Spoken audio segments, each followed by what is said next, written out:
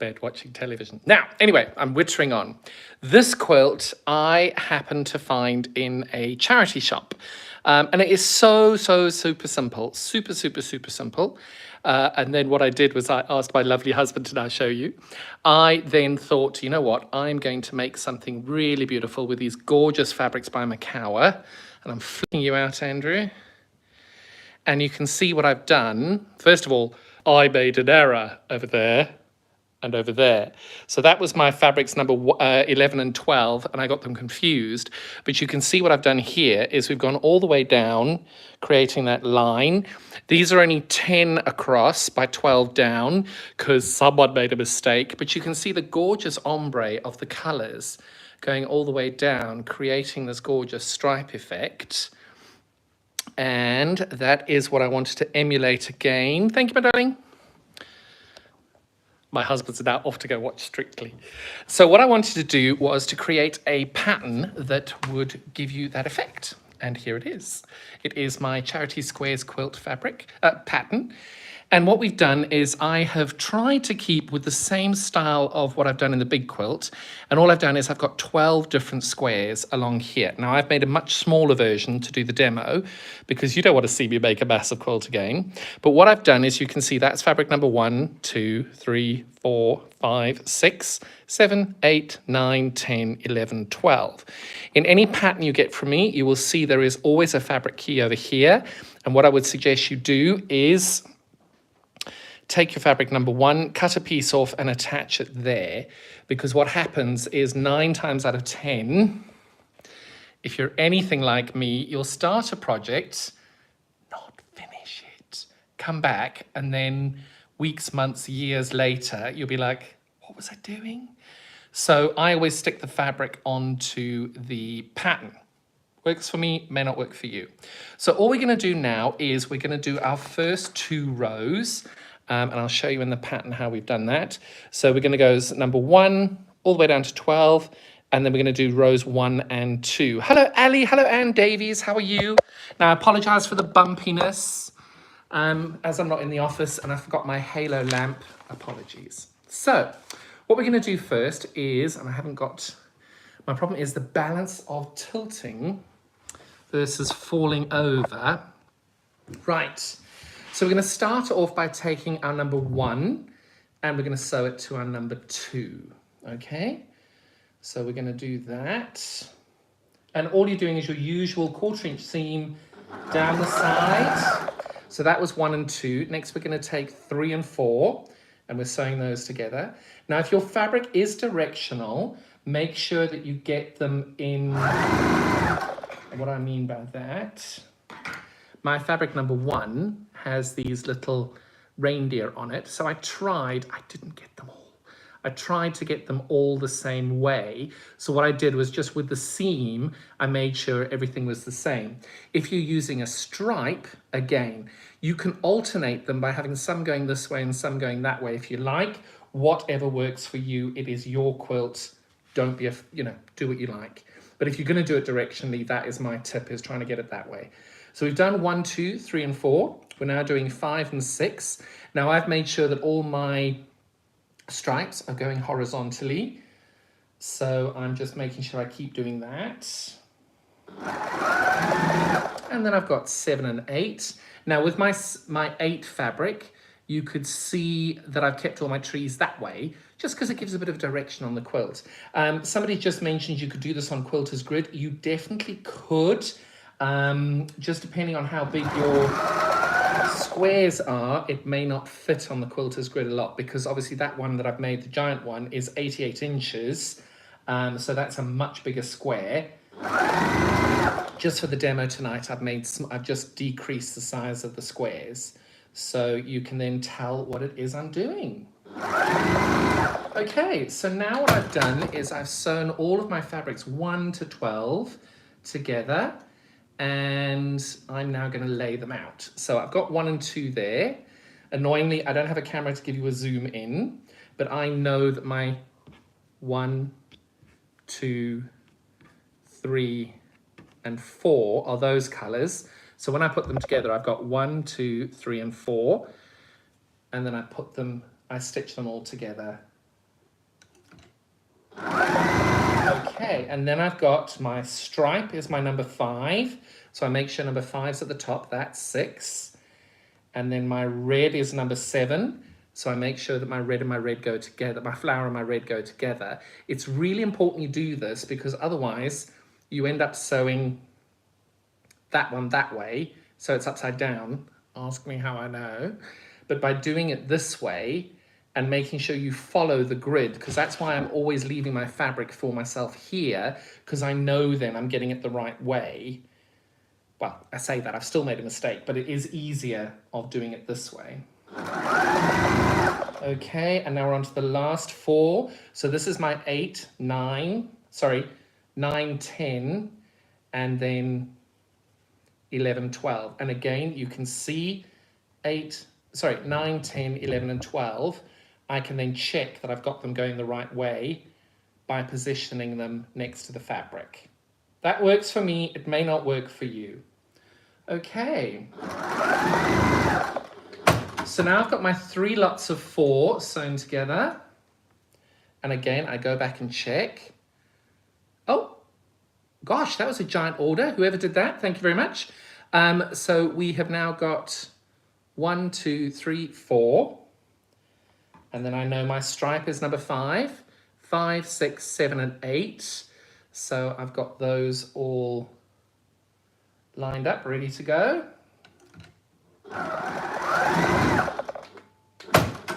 Okay, so you can see 1, 2, 3, 4, 5, 6, 7, 8. And again, you lay them next to your fabric as you go along to check you've got them going the right way. And then I know that that's number 9. And I know that goes to the bottom of this. It's all very exciting. Okay, so that's row 1. Okay, now what we're going to do for row 2 is going to start with number 12 at the top. So it's going to go 12, 1, 2, 3, 4. So there are 2 ways you can do it. You can make another one of these, stitch it together, and then unpick. Hi, Deborah.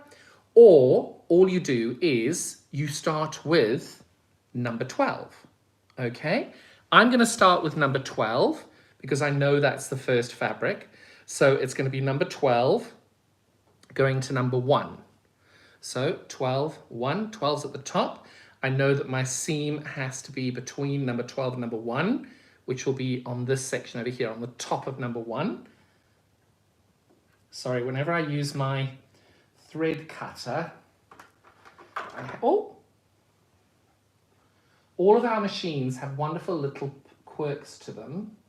And my lovely little machine's favorite quirk is that when the thread cutter works, I have to yank a bit of thread through, otherwise it doesn't stitch the first few stitches. Not annoying at all. Right, so I'm now doing fabric 12 number 1. Now my next bundle are going to be fabric number 2 and fabric number 3.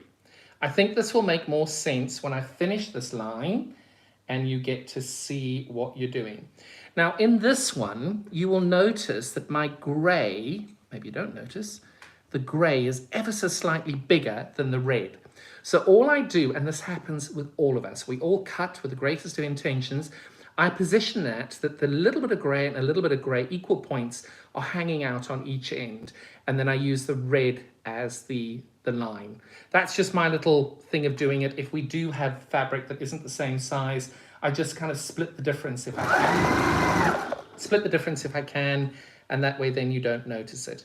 Now remember I said to you my stripes I want going horizontal, so I make sure that I'm sewing along a stripe so that my stripes remain horizontal. Just double checking that the previous bit that I did has been all horizontal. Right, and then we're on to number 6 and number 7. We're almost there. And then we're going 8 and 9. Again, my number 8 goes sideways. So I've made sure that I've kept that sideways. And then my last little seam on this piece is numbers 10 and 11. Okay. So now I make sure that I've got my number 12 and my number 1. So 12 is at the top, 1 is underneath it. And then I double check that my 2 and 3 go to the base of my number 1. Okay, because I know that 12 is the fabric that starts on my second row. Okay. Pull my thread through because my little HD9 has a moment. Right, and then we are on fabric 4 and 5, and I'm making sure that I put that onto number 6 and 7. So 4 and 5, 6 and 7. Okay. This will make more sense when I lay them next to each other. You will see what I mean. And I've got number 8, 9, 10, and 11. So these are going in order again. Two more seams, 3 more seams, and then I'll be able to show you what I mean. Because I always worry people don't understand what I mean when I say these things. So again, 12, 1, 2, 3. This is my third fabric there. Sending greetings from Southwest Ohio. Hello, Cynthia. Lovely to have you from Ohio. So, what I like about this pattern is how versatile it is. Oh, wonderful. That's very kind. So I've got 12, 1, 2, 3, 4, 5, 6, 7. Okay. So again, I'm checking these against the fabrics that I've got laid out.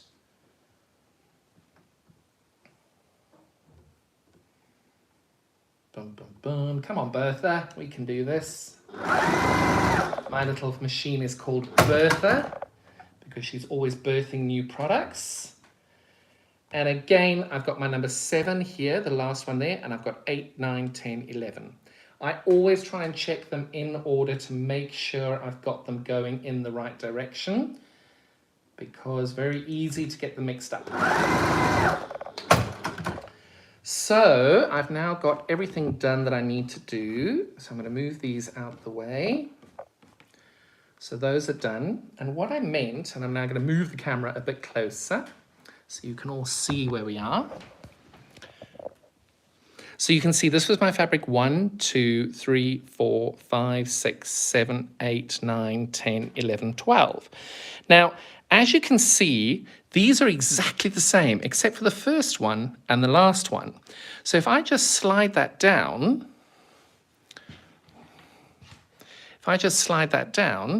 you can see how I have just moved it down 1. And then if I put that to one I prepared earlier, you can see how the grey has now got a line all the way through. Now, I think that explains it a lot more easily than it does when I was showing you the different fabrics, because you don't know which way I meant it. But I think this way gives you a better idea of what we're doing. And all you're going to do is you're going to sew those two together. And then once you've done those two, you're going to put them onto here. Now, one of the best tips that I have for you here is regarding your seams. You will notice that this run I had going down, whilst this run I had going up. Now, there is the odd seam that I've missed or got twisted. That is absolutely fine. You're not going to notice that. It is the back of the quilt. But what this does mean is because these ones are going down, because this one is joining on here, I'm going to make all the seams on this one go up and all the seams on this one go down, just so that it makes the nesting process that little bit easier when you come to put everything together. So all the seams on this one are going to go down.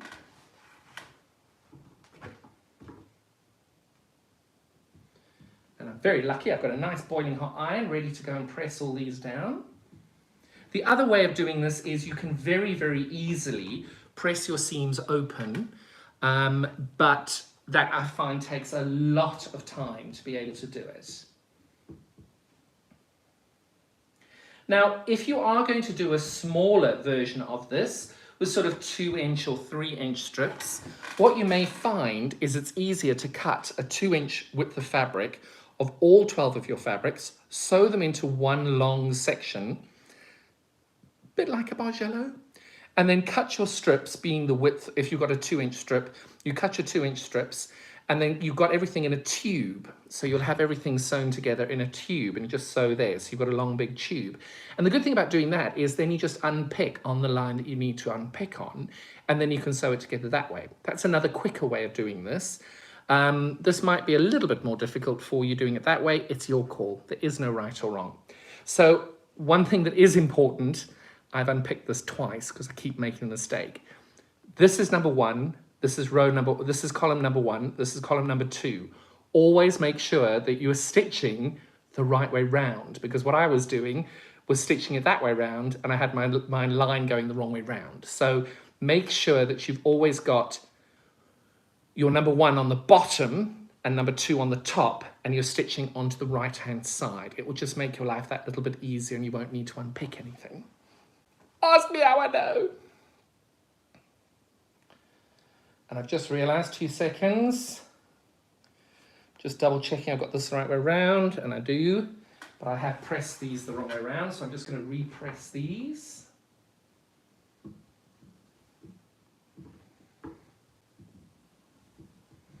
Or I pressed them the wrong way around again. Oh well. Right, so we double check. Number one goes on the base of the sewing machine, number two comes on top of it, and I'm stitching to the right-hand side over there, so that my fabric one is on the bottom over there, and my fabric one is second one down there. Just makes your life that little bit easier.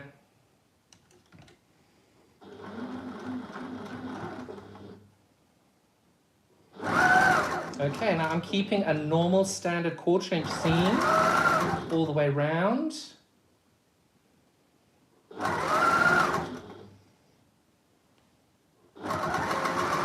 The other great thing about doing a slightly smaller square for this project is being able to do it as an accompaniment to the big quilt that you could make.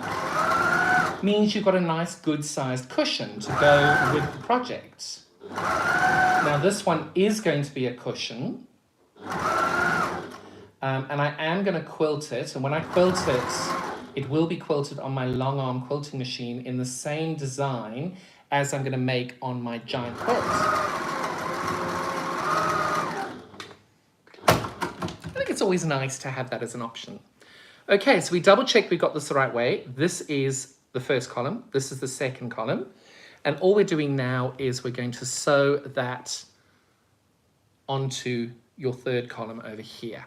Now, normally you wouldn't have completed the numbers 3 to 12, but I have, so it's good to just kind of then have a piece that goes together. Now, the technique that I've given you there is going to be exactly the same for rows 3, 4, 5, 6, 7, 8, 9, 10, 11, and 12, just making sure that you lay everything out. If you are doing a smaller project, Quilter's Grid is a perfect way of being able to do this project if you'd like. But if you have got a much larger quilt that you're going to be doing, you're going to be using an enormous amount of Quilter's Grid, and I'm not quite sure it's going to have the same effect. But, you know, you might prefer to do it that way, whatever works for you. Something fell over. I don't know what it was.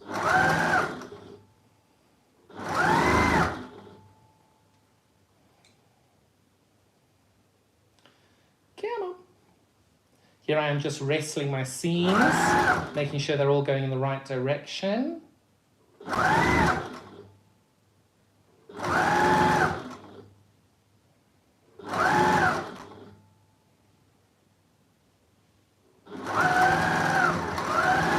Okay, so now that I've sewn these all together, now I've jumped ahead of the process there, you can now see that this being fabric number 1 goes all the way through the center of your quilt. Then you've got 12, 11, 10, 9, 8, 7, 6, all the way along. And all I'm going to do now is I'm going to press these that all my seams are going in the same direction.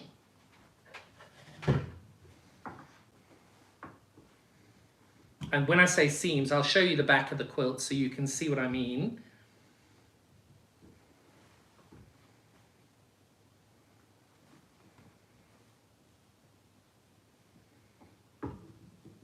Now, I've seen some comments on Facebook where people wanted to do this as a scrappy quilt, and I think that's a great idea. You just need 12 squares of your fabric, and you can see that's a really pretty little design on it.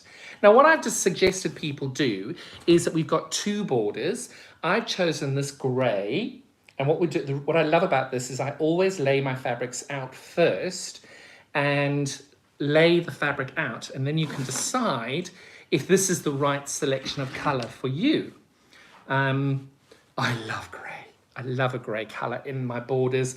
I think it ties everything in beautifully, but you may not like grey, so you may choose to do a different colour.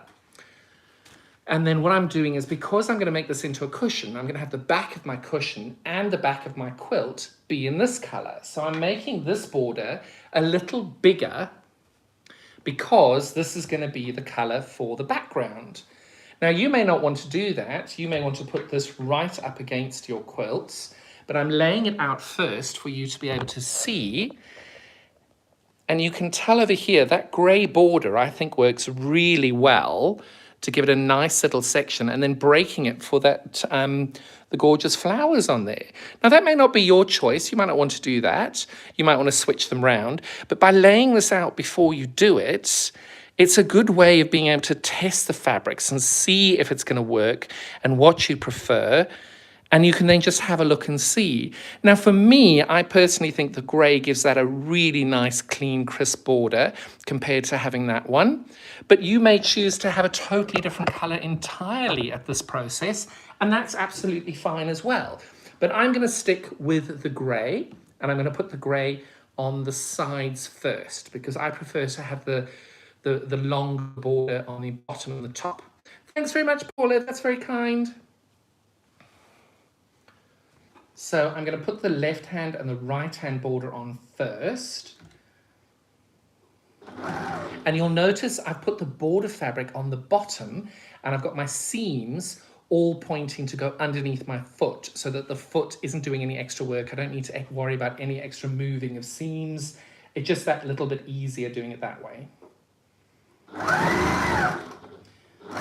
Now, the one thing to remember on this border is the fabric that I'm using for myself is actually, it was offcuts of what I made for the big quilts. So I don't have very long strips of this border.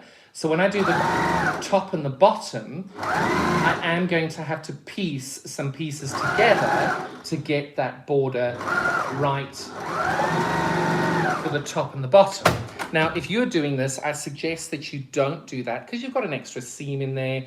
We all want less seams in our lives, but it doesn't matter if you do have it, because once you've quilted it, if anybody is that close to it and they're picking out how many seams you've got in it, well, I think you're quite capable of taking the pillow and smacking them with it in a kind, friendly, loving way. Don't cause harm.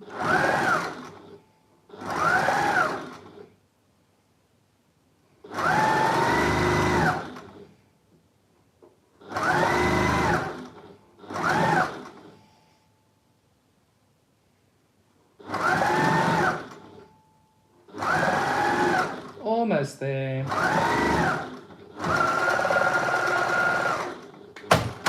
Now here as well, oh, no, my thread's fine. I'm going to press these before I trim it down. I just find it's easier having everything pressed. And I'm keeping my seams all going in the same direction from where I've sewn everything together. It just means when I put the top and the bottom seam on, it's that little easier having all the seams going the same way.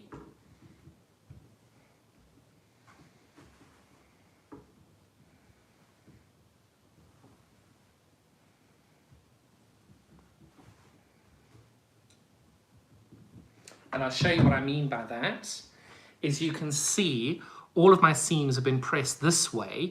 It just means when I put the top seam and the bottom seam on, they're all in a straight line and it's easier to do. Now, on the edges here, you can see I've got a tiny little bit of fabric left over. Pardon me. All I'm going to do now is trim off the excess over here that I don't need. And it's a tiny little bit. And over here, we're all square. And then on this end, I'll just try and tilt you a little bit. You can see I'm just lining everything up here. And I'm going to trim that off over here. Alrighty. So that's our left-hand border and right-hand border on. So I'm going to put the top on and the bottom now. As I said to you before, I haven't got a huge amount of this fabric. So all I'm going to do is take 3 strips and I'm going to sew them together.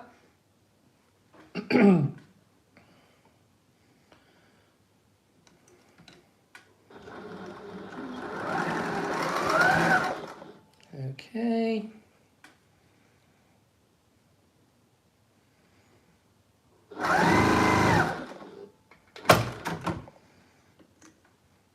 Now, because it's a border, I am going to sew my seams, press my seams open, only because it'll just make it that little easier when I come to piece everything together. Just having the seams open, I find, is a little neater. You don't have to, you can just do it as you go. I just find by pressing the seams open over there, you can see it's completely flat. So when I put my border on, it's just that little easier, and you've got slightly less seams to go over. So just like before, I'm going to have all my seams that I've pressed going down so that the foot presses down with them. It just makes it a little easier, trying not to gauge how much is going to go through. Now, to make my life a little easier, I'm not going to have this big chunk on the end. I'm just going to cut off a bit there, and you'll see I've got a little bit, whoops. I've got a little bit over in the front and a little bit over in the back when I sew those down. I just prefer to do that and trim it down after. You can do it however you choose. Come on. Right, I think we are ready to go.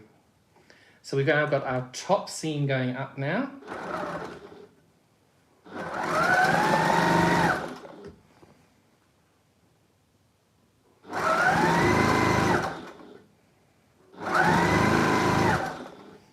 And I think this is such a nice thing to be able to find something in a charity shop and effectively really simple, not a huge amount of, you know, we can all make this quilt ourselves.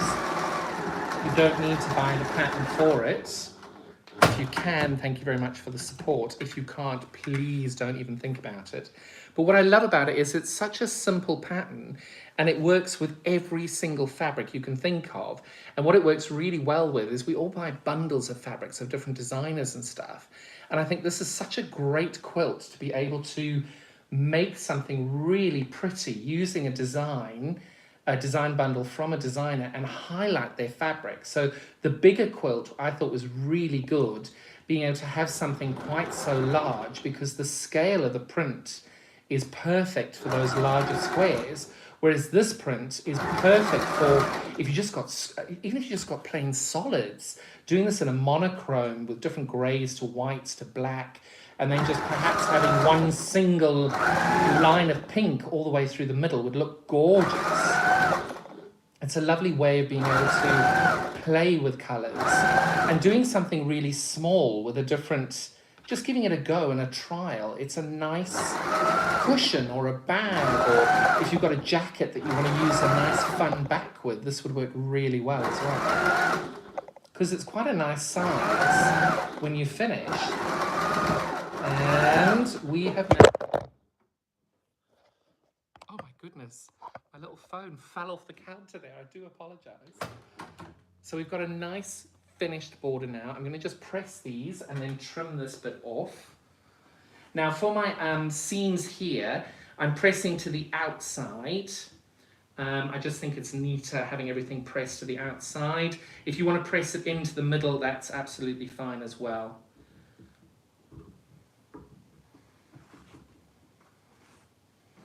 And once I've pressed it from the back, I'm also going to give it a good old press from the front.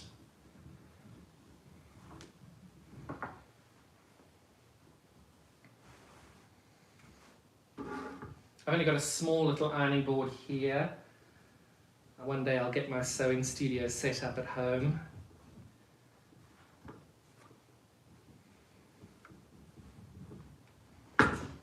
Wonderful. So now we've got our first border on. I'm just going to square everything up because you can see I've got little bits hanging off all 4 sides. So just lining everything up. And I would turn the camera to show you, but I'm a bit worried it's going to fall again. Apologies about that. Now the second border is exactly the same as the first. You put the left-hand side and the right-hand side on first, and then you are doing the top and the bottoms. So I will show you if you'd like to see how to do that, but I think we've got the whole process. Just clearing off that edge bit there. And here we've got, a really simple, effective quilt. Again, I've mentioned that you can put the second border on. I'm not going to show you how to do that because I think you can see how we are. But what I think is really sweet is you can see how I've got my striped fabrics all going the same direction. And then this one is what I said to you, that I put these going to the left and right. I think that just gives a little bit of extra movement in the quilt by having the trees pointing in and out. And I think it's just a really sweet little quilt. And that is how you make my Charity Squares quilt. Really sweet. Just a reminder, this is the quilt that I found in the charity shop. Really simple, really lovely. And I'm so glad you could be here today to join this with me. Look after yourselves, have a good one, and we'll be back in 2 weeks with another one. Look after yourselves. Bye-bye.